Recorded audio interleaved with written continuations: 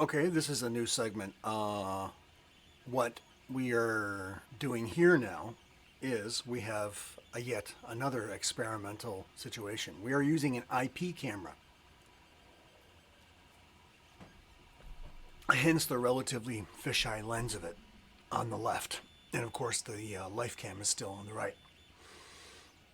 And we've changed our OBS arrangement so that my face is up here where you're looking at it, and instead of being down the lower corner, which enables the life cam picture to be a little bit more, enlarged and provide a better view, a clearer view, which is good. And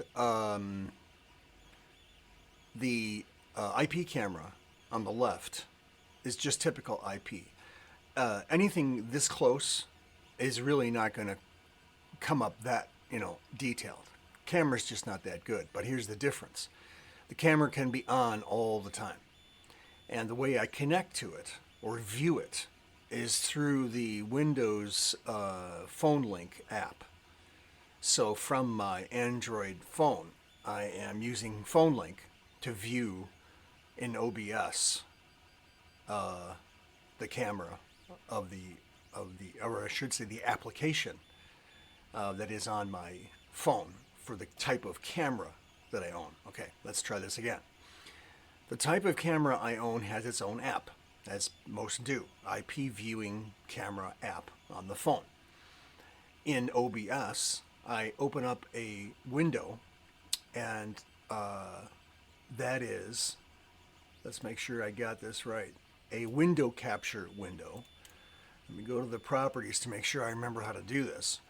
And it asked me in the setup for the window to choose from, and I chose the your phone app proxy.exe and then the Galaxy Android phone name. The capture method, however, wouldn't work until I chose Windows 10. If I left it automatic, it wouldn't do it, and I don't know about BitBlit, but the fact is Windows 10 1903 and up worked, so I'm able to view it that way. And that's it. Then click OK, and that's why we're looking at the IP camera right now. And again, what's the advantage of the IP camera? It's plugged in all the time, and it's always on. And as long as I use the Windows app called Phone Link with the Android phone, it will connect. So what we're going to be doing is moving on to introducing other elements in the Hex Command Nova game. And why we're doing this is because we don't get an opportunity to throw a bunch of stuff in there and see how it comes out and see how it works. We had each side here had 2 mechs each, and now they're both down to just having 1 because of damage. So we're going to introduce other things, and this is like fair warning that we're going to be introducing either infantry or aircraft, aerospace fighters, or something else. And we'll be experimenting and showing how things work with the Hex Command rules going forward. Mainly because it's fun and it's engaging, and we like playing the game. So there we are. And I understand that, by the way, that little marker for the objective that's on one of those bridges there in the bottom right-hand corner, I understand it looks like the Pittsburgh Steelers logo almost. It's the same almost color scheme. And so that's fine, because I was a big fan of the Steelers during the Chuck Noll days and Terry Bradshaw days. So that's just ironic.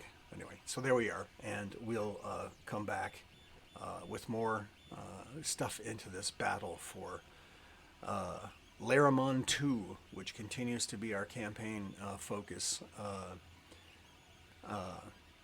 for this star system called, I want to say Bovington. It's not Bovington. That's a tank museum.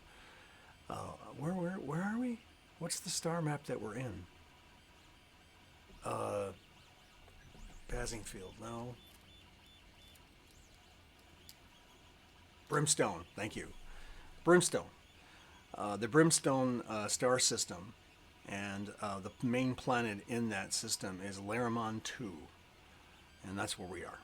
So if anybody wants to know, you can't look it up, it's fictitious, but it's based on the Excalibur board game map, which is what we are using for a lot of things because it's beautiful. All right, so we'll come back, and everything is building up to Christmas time, 2023, and we're looking forward to doing some very interesting things. And then in the new year, just so you know, we'll be at Adepticon in Schaumburg, and then we will be at Little Wars after that in Illinois as well. Okay, so until then, we'll see you